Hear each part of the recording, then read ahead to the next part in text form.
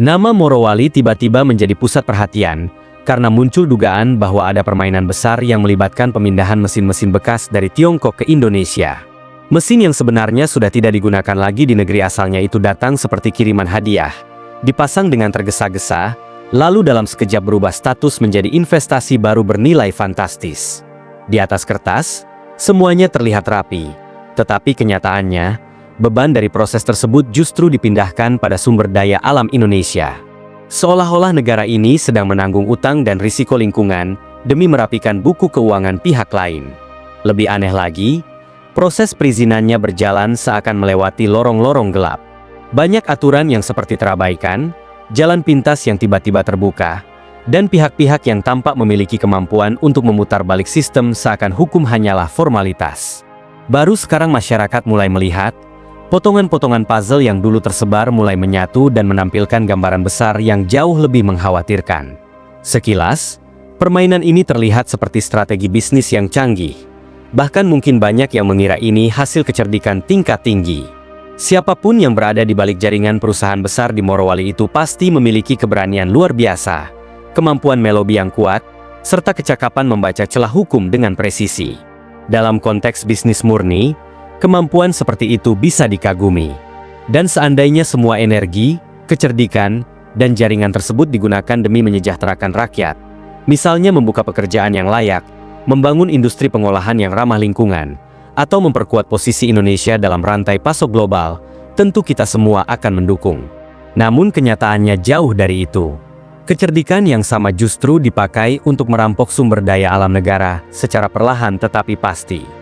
Nikel diambil dalam jumlah besar, kualitas lingkungan dikorbankan, dan laporan resmi yang menentukan pemasukan negara seakan menjadi hal yang bisa dinegosiasikan atau bahkan diabaikan. Hasil tambang diproduksi, diproses cepat, lalu mengalir keluar tanpa pengawasan yang memadai. Dalam proses itu, hutan hilang, sungai tercemar, dan masyarakat lokal seringkali hanya menjadi penonton. Bahkan kadang menjadi korban dari kerusakan ekologis yang mereka sendiri tidak pernah minta. Lebih berbahaya lagi, ada dugaan bahwa praktik semacam itu tidak berjalan sendirian. Mungkin ada kekuatan besar di belakangnya, baik dari dalam negeri maupun luar negeri, yang membuka jalur belakang, meloloskan izin, memberi perlindungan, atau setidaknya menutup mata dari pelanggaran-pelanggaran serius. Jika benar demikian, maka penegakan hukum tidak bisa berhenti di tingkat teknis atau di tangan pelaksana di lapangan. Harus ada keberanian untuk menyentuh level kekuasaan tertinggi jika diperlukan. Karena kejahatan ekonomi seperti ini hanya bisa berjalan apabila ada restu atau pembiaran di level yang sangat tinggi. Pertanyaannya, apakah kita harus terus diam?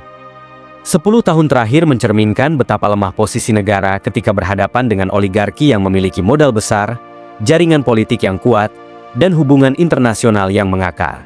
Negara seperti kehilangan wibawanya, menjadi setengah lumpuh ketika berhadapan dengan kekuatan modal. Lobi-lobi asing bekerja seperti bayangan di belakang layar, memengaruhi kebijakan yang seharusnya berpihak pada rakyat. Dan kini sorotan mengarah pada satu tokoh, Presiden Prabowo. Masyarakat bertanya-tanya apakah beliau berani mengambil langkah besar untuk membongkar semua ini hingga ke akar. Sebab, hanya sedikit pemimpin yang memiliki keberanian dan kapasitas untuk menghadapi jaringan besar semacam itu. Kekuasaan untuk memperbaiki keadaan saat ini ada di tangan beliau. Jika tidak dilakukan sekarang, entah kapan kesempatan serupa akan muncul lagi. Jika bukan beliau yang memulai, siapa lagi? Ini bukan sekadar persoalan politik, tetapi persoalan harga diri bangsa. Hal inilah yang juga pernah disinggung oleh Pak Sadi dalam penjelasannya mengenai pengalaman masa lalu. Beliau menceritakan bagaimana saat masih menjadi staf khusus Menteri ESDM Sudirman Said, ia berangkat langsung ke Morowali untuk melihat apa yang sebenarnya terjadi. Saat itu, ia menemukan bahwa proyek besar tersebut dikerjakan oleh PT Bintang Rapan, perusahaan yang dipenuhi oleh orang-orang kuat, baik secara jabatan maupun jaringan. Mereka bukan orang sembarangan, mantan pejabat tingkat tinggi, orang yang paham detail regulasi, dan tokoh-tokoh yang sudah lama menguasai denyut industri nasional. Yang membuatnya terkejut adalah fakta bahwa izin pendirian smelter raksasa itu dikeluarkan oleh Kementerian Perindustrian, bukan oleh Kementerian ESDM.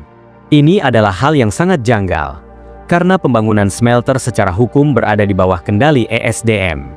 Bagaimana mungkin proyek sebesar itu bisa berjalan tanpa izin dari instansi yang seharusnya bertanggung jawab terhadap pengelolaan energi dan sumber daya mineral? Ketika ditelusuri, fakta yang muncul semakin menguatkan dugaan adanya rekayasa. Banyak direksi perusahaan itu yang merupakan mantan pejabat Kementerian Perindustrian, termasuk ex-dirjen yang memiliki pengaruh besar dalam industri pengolahan. Ada tanda-tanda kuat bahwa aturan dibuat lentur agar proyek tersebut bisa berdiri. Padahal, menurut regulasi yang berlaku pada waktu itu, smelter hanya boleh dibangun oleh pihak yang memiliki IUP. Perusahaan tersebut belum memiliki landasan hukum itu, tetapi konstruksi smelter tetap berlangsung tanpa hambatan berarti. Pada waktu yang sama, wacana pelarangan ekspor ore semakin menguat di pemerintah, membuat Tiongkok mencari jalur alternatif untuk memastikan pasokan nikel bagi industrinya tetap stabil. Dan ternyata jalur alternatif itu ditempuh melalui pemindahan smelter-smelter lama dari Tiongkok ke Indonesia, melalui jalur yang tidak tampak, jalur tikus kekuasaan. Ketika Pak Said berkunjung pada awal 2025, sebelum kunjungan Presiden, ia melihat pembangunan yang berlangsung dengan intensitas luar biasa. Ia bahkan harus dijemput menggunakan helikopter dari Kendari untuk mencapai lokasi. Di Morowali, ia melihat hotel-hotel baru muncul, pelabuhan sedang dibangun, kawasan berikat dirintis, dan semuanya dikerjakan dengan kecepatan yang tidak lazim. Seolah-olah waktu adalah musuh terbesar mereka. Ia menggambarkan proyek itu bukan sebagai sesuatu yang masuk lewat pintu resmi pemerintahan, melainkan lewat jendela, atau bahkan lewat celah kecil yang sengaja diciptakan. Setelah semuanya hampir rampung, barulah kebijakan pelarangan ekspor diumumkan secara nasional. Waktunya terlalu kebetulan untuk dianggap sebagai peristiwa biasa. Dari situ terlihat bagaimana kebijakan negara bergerak, seolah mengikuti kebutuhan segelintir pihak yang mengendalikan arah industri nikel. Mesin-mesin tua dari Tiongkok tiba dengan bebas pajak, tenaga kerja asing masuk tanpa batasan, dan fasilitas negara digelar berupa karpet merah yang luas. Seluruhnya terjadi pada masa pemerintahan Jokowi. Sekarang, pertanyaan besar pun menghantui publik. Apakah semua ini hanya kekeliruan administrasi yang tidak disengaja? Apakah ini merupakan kejahatan ekonomi yang dilakukan dengan sadar? Atau ada permainan geopolitik tingkat tinggi yang membuat posisi Indonesia kalah dan tunduk di hadapan negara lain, khususnya Tiongkok? Sampai sekarang, semuanya masih menjadi misteri besar yang harus dibuka pelan-pelan. Dan masyarakat menunggu, karena bangsa ini terlalu besar untuk dibiarkan dikendalikan dari balik layar. Ditunggu komentarnya, Sobat.